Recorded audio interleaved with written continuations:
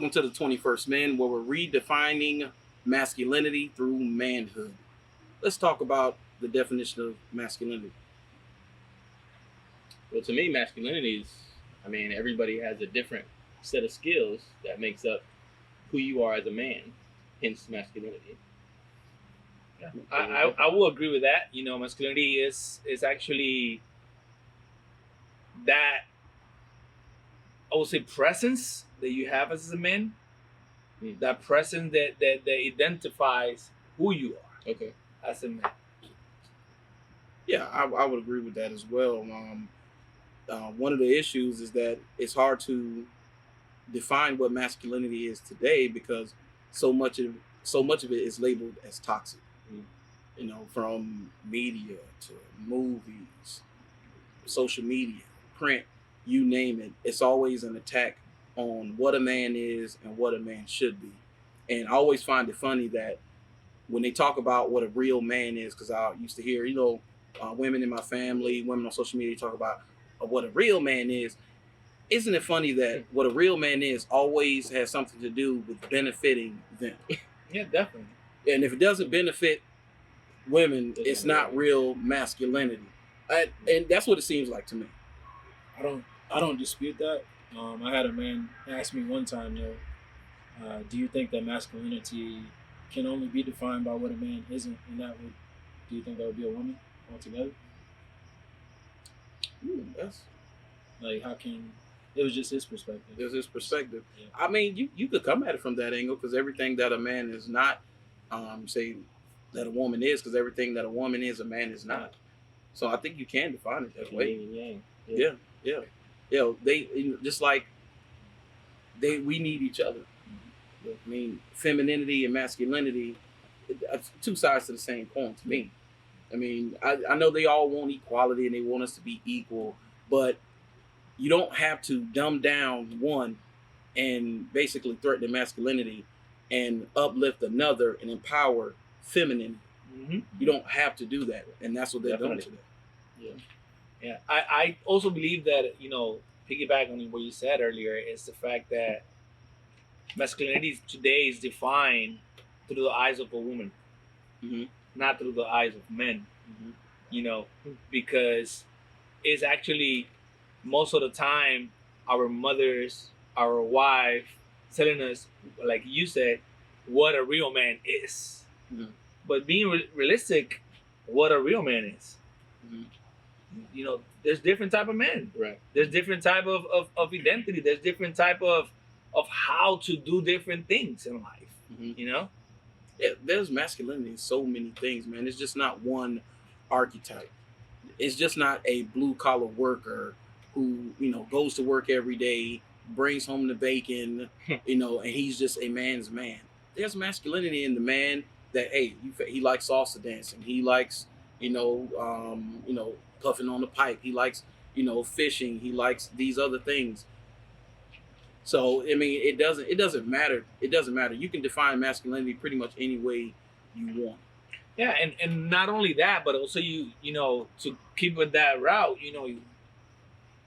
me as being a business owner, I had the opportunity multiple times to be a stay-home dad, and for me, I consider myself to be a man. I'm masculine, but I love cooking. Yes. I don't mind cleaning. Why does that have to be feminine to cook? Exactly. Some right. of the Why? greatest cooks are men. Exactly. So there's no right or wrong answer to what we believe or what we think is masculinity. What I think is wrong is us being portrayed by media. Yeah. Speaking of, since we're talking about like masculinity in the work field, what do y'all feel about different cultures as far as what's allowed masculinity wise? Oh, you go cultural, and what's accepted, like something that like my dad or my granddad would frown or shun upon, doing as a black man. Right, exactly. Something like that. Have y'all ever thought about that? Like the I've never thought about that. Accepted in corporate America. Yeah, masculinity. I've never thought about that. Like they'll see, and I know they do this with women, and black women, I know can be antagonized if they're not always cheerful, always with a smile on their face, and if they, just like to debate, they're seen as angry, rude, combative. They always have to be a fairy princess, or else they're seen as the angry black woman. I hear that from black women all the time. Yeah. So you can say that with black men. I mean, when you're over emotional as a black man, angry black man, right there. That's what they call it. But I see, white guys being overly emotional and angry, or even Hispanic men. I don't hear them saying angry white man or angry Hispanic. I don't hear that. But for black men, yeah. Oh, yeah. Because the Hispanic most of the time is the loser of the room. Oh. Watch out, here it comes. Yeah, I always hear that's just the passion. It's just the passion. Yeah. I hear that all the time. I do, see what you're saying, and yeah, it's true. It's true. But in this day and age, it's kind of hard because back in the day, like you said earlier, men were the one working every day to provide to the family. Come home, there's dinner done, kids are shower, everything is ready for just me to come home and eat, and don't bother me. Let me read the newspaper, and then we go, and that's it. And as time progressed, has changed. When you agree? Absolutely. Also, too, you said media. You're bringing up culture. I just was sitting here thinking, culturally, you're bringing up the idea of masculinity. I'm thinking, in the black culture, that's where I come from, so I can speak on it. In a black household, it's not normally accepted for black men to be able to express themselves. Really, children, period. Yeah. So that's going to transfer to a lot of other aspects in your life, whether it's corporate, whether it's relationship-wise. So I think black men, black women, but especially black men, personally speaking, we do have a lot that comes out later on as a man in our adulthood that we have wanting to express, and people just don't know. You know what I mean? We don't know how to take it. Oh yeah, that's like Cat Williams always said. He said, he's talking about black men in America. He's just angry, man. Yeah. Just angry. I know dudes angry as 8 o'clock in the morning. Talking about, wait, you angry at breakfast? You banging on bacon? But it's funny that you said that on Wes, and I would say that probably goes to men in general. Because if we go back to mental health and all that, it's men had that proudness of being able to open up and talk about their problems. Yeah. Because I have said that several times in my house, and I go, I can't talk to you guys because always is, you're not supposed to feel. So I'm a rock. Right.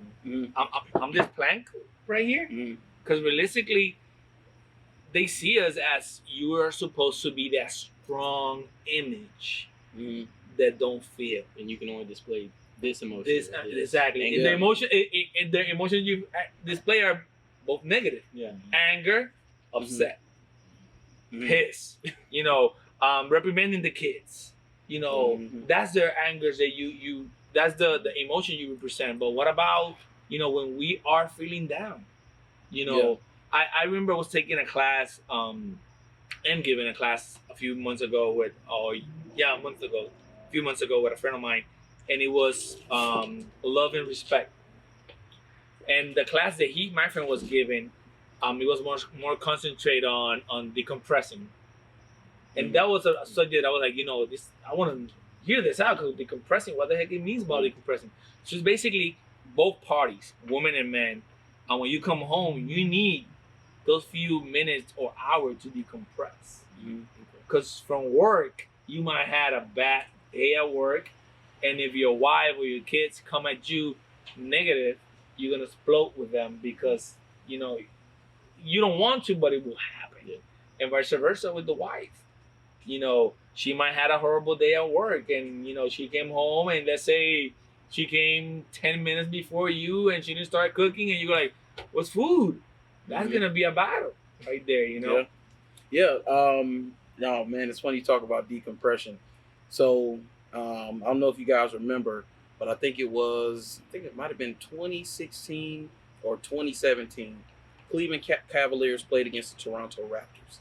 And while LeBron was in Cleveland, he always took the Toronto Raptors lunch money. Oh, always. Killed them, usually swept them. I think they got one game in about 4 years, right? So one particular game, Kyle Lowry, guard, great player, probably the best player in Raptors history, left the sideline. He left the sideline. He went to the locker room, but it wasn't for an injury. They said he reported that he went there to decompress.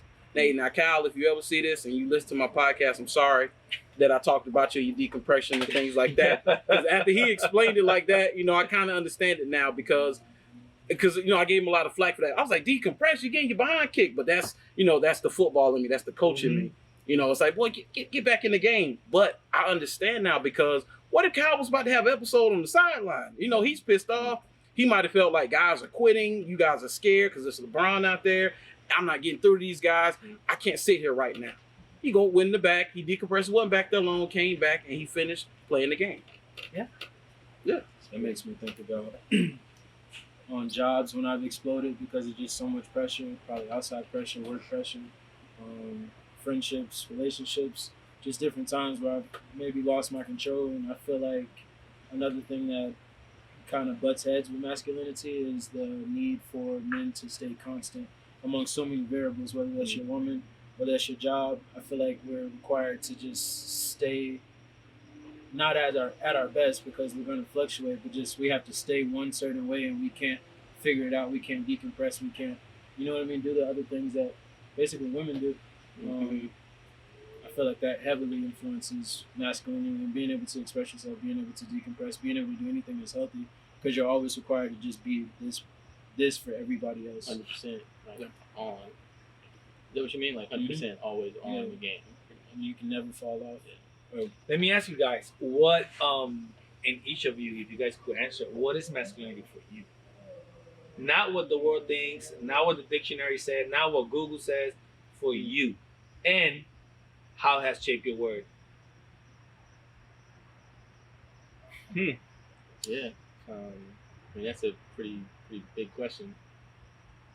I guess masculinity for me is kind of what I've learned to this day since being a little boy until I think I'm still learning to this day.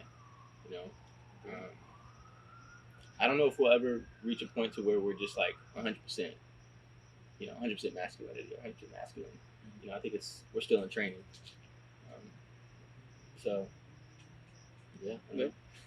Well, for me, I identify with it, so far because I'm still learning, and I thought like when I got to I'm 31 now. When I got to this age, I'm thinking, man, so many things that I probably should have done by now. I should be further along, but I got older people always tell me like, hey man, he's 55. He's like, man, I'm still learning every day. You never really get it. True that. You say you make it up as you go. So for me, masculinity, from what I've seen so far, is calm under fire, have that steely resolve, being able to rise to the occasion. That's what I see masculinity as. And women can do those things too, but men really can't really, especially I would say for black men, can't really take a day off. No, you always have to be on your P's and Q's because at any moment things can go left. Like I took my little brother. He has a bit of a temper, and so when he talks, he's a big kid. He's about 6'2", about 230 pounds. Former football player, played tight end, and he's a big kid. And so when he go out with friends, we always will tell him, say, watch your tone and watch your attitude. I said because he's always been big. Even when he was 12, he hit 5'10". So I said, police and people are going to see you as an adult. Yeah. They're not going to see you as a child. Yeah. So what you do is you don't lose your temper and you allow mom, me, your dad to advocate for you because you're still a child. Even now, he's 20 years old. Hey, calm down. Calm down.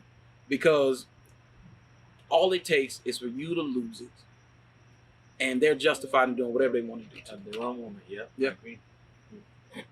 To me, masculinity includes things like keeping your word, keeping a certain standard for yourself, no matter what's going on around you, no matter what's influencing you, being true to yourself. Simple things like being timely, purposeful in everything you do, everything you say. A certain etiquette about yourself, and upbringing, and what you teach other people how you lead by example. All of that involves masculinity to me.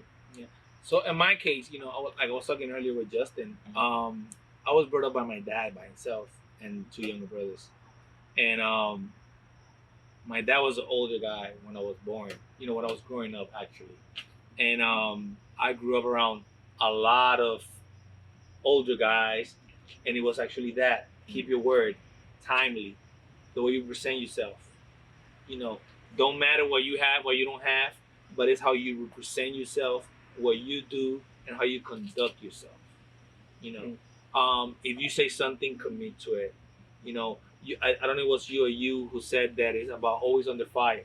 I totally agree. You're always on that pressure. Because I think that as a man, you always have not only your kids, or if you have kids, your wife, if you have a wife, your family, but you have the world looking at you to judge Burden you. of performance. There you go. That's the word I was looking for. Yeah, burden of performance. Yeah, always. Yeah. You always like game 7, and you were in Jordan fourth quarter in '92. No, and somebody else court. Yeah, you come on. It's like horrible. Yeah. And it's like that. It's something that. But I be honest, I could say today that I'm proud of what I have become so far. The man I am today, I'm proud of it. The man that I represent to my kids and to whoever I meet, I'm proud of it. And that's, I think, what we should take away from it. Yeah. And men that can lead, and that, like they said, everybody is not a leader, but we have a lot of men who are followers because they don't want the burden of leading. Like I spoke about my little brother. He's a natural leader, but he doesn't want to take on that role. He's 20 years old, but he is a natural leader. He had got in trouble in school, and the teachers, basically, he got mad. He said, man, the teacher's always talking about, she always getting on me, but other people do stuff. I said, because she sees something in you. Exactly. And she said, well, the other people, they follow you and they do what you do. And he was like, well, I don't have no control over them. I said, you're a leader. You're a leader, and people are following. That's your natural position. That's a gift. It's a gift. Because all don't have it. It's a gift. But it's a give and a burden at the same time. It's a gift and a burden. Yes. Yeah. So, I think we really defined masculinity. Now, let's talk about toxic masculinity and how,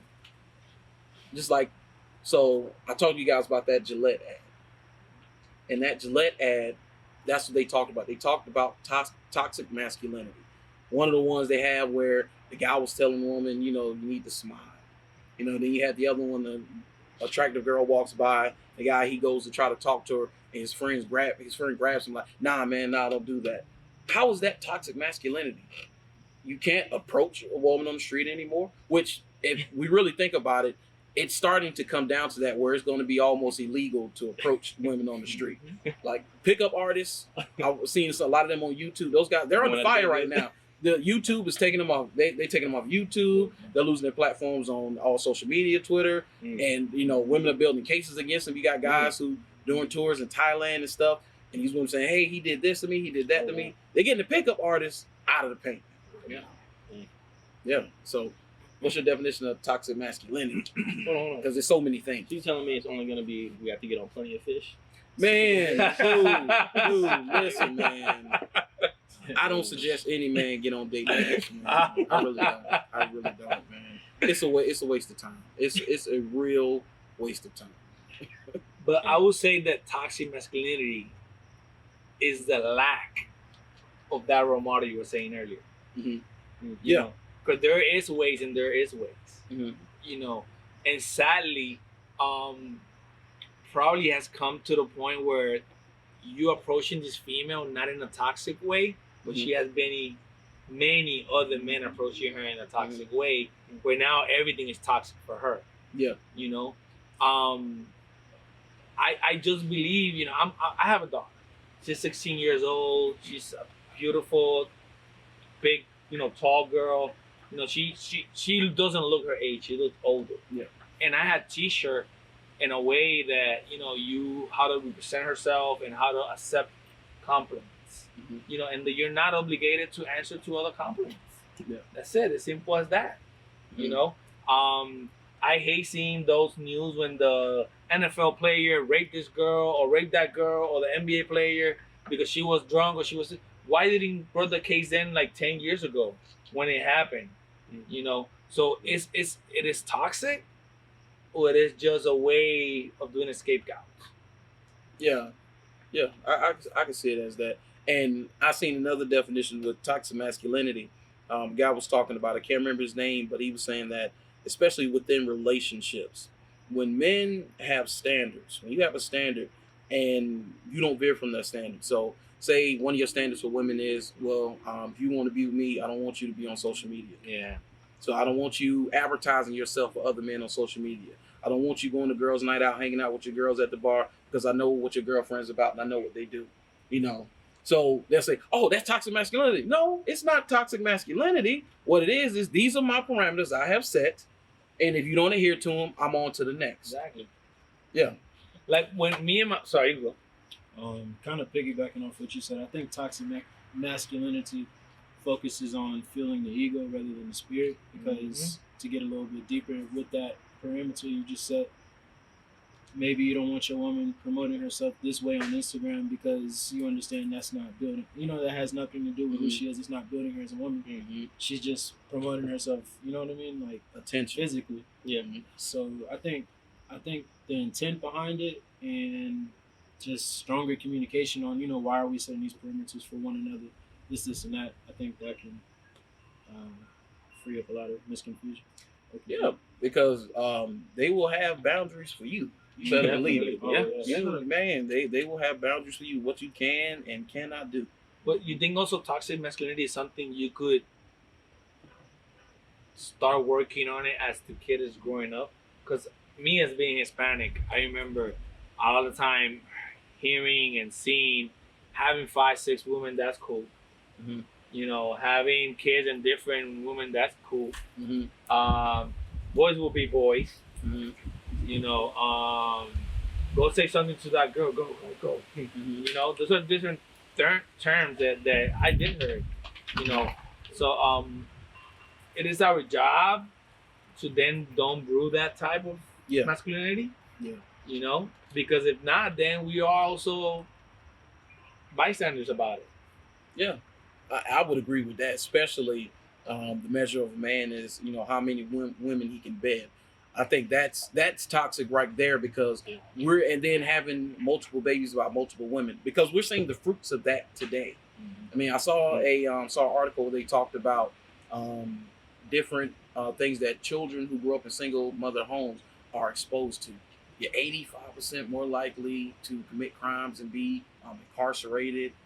60% more likely to be murdered by like a step parent. I mean, a lot of I think 70% more likely to be assaulted by a step parent and things like that. Being in a single mother household opens up a lot of doors where it wouldn't happen in a 2-parent home. Right. And so that is toxic, spreading your seed all around and not taking care of your children. No, yeah, I agree. I did see a lot of stats where having a single parent home, just a mom as the parent, did lead to a lot of pretty disturbing things. Yes. Even like dealing drugs, trafficking drugs. Yep. Going to prison. A lot of different emotional or mental issues. Yeah. So it's definitely important. Yeah. Definitely. Yeah. How do you all think that if we come from different backgrounds, if you're not on social media, if you're not in a relationship, wherever you come from, how do you think that we can come to a unified solution on masculinity, curing toxic masculinity? If social media isn't something that you have to work on, if you don't have to work on it with the woman, if you know what I mean, if you come from a 2-parent household, how do you think we all come to a solution since it still exists? For me, I think you can start by having it be defined by who carries it, and that's men, because men can't define what femininity is. Exactly. At no point is that allowed. Like, it doesn't happen. It's not. Yeah, it doesn't happen. Now you'll have those guys out there, well, real women this, but most guys, we don't talk about real women because let's be honest, most guys today are thirsty and they take what they can get. So you're not really talking about femininity like that. But I think it should be redefined by men because I heard the saying that you don't ask a fish how to catch it, you talk to the fish. But the sad part is the fact that we have seen movement for feminism, but we don't see the men doing no movement. There's no father movement. There's no masculinity movement. There's no let's do something about the changes that could actually impact. Mm-hmm. And it goes back to the fact that men don't want to talk about the problem. Yeah. It's this small group. But then let's say I go and talk to you, talk to me right now, but probably in public, you don't want to say the same thing you talk to me in private. Mm-hmm. So that is what we need to start doing. Using social media the same way that women use, social media to talk about breastfeeding in the public. I love what I think. I don't know if it was John Legend or somebody that actually started posting that he couldn't find a baby changer in a male's bathroom. Excuse me. Yeah. And then another artist did it. Then Kevin Hart did it. Then another one, and then all this movement happened, and boom! Now we have changes in male bathrooms. Yeah. So you just take one man to start doing a movement to create an impact. That's funny because the college I work for, they're starting to implement that. They're putting changing tables in the male restrooms. Yeah. But that's where it starts, man. That's where it starts. It's you don't. I was listening. KRS One said something. He said that you don't need leaders, and he said, "Well, how do you fix it?" He said, "Men, govern yourself." Definitely. And govern your families. Link up with other men that want to do the same. Because too many times men who do the right things link up with men who are not doing the right things, and we're led astray. Because they want to change somebody else's mind, but instead of changing somebody else's mind in unity, we have power. Yeah. So they start doing it. Let's start doing that, man. Let's go. Thank you for tuning in to the 21st Men, where we redefine masculinity through manhood. Remember, the first 10 minutes of this episode will be uploaded to Instagram. You can see the rest on YouTube. Check out our Instagram, Facebook, YouTube. Like, subscribe, and follow us. Thank you very much. I do believe it's something. I do believe.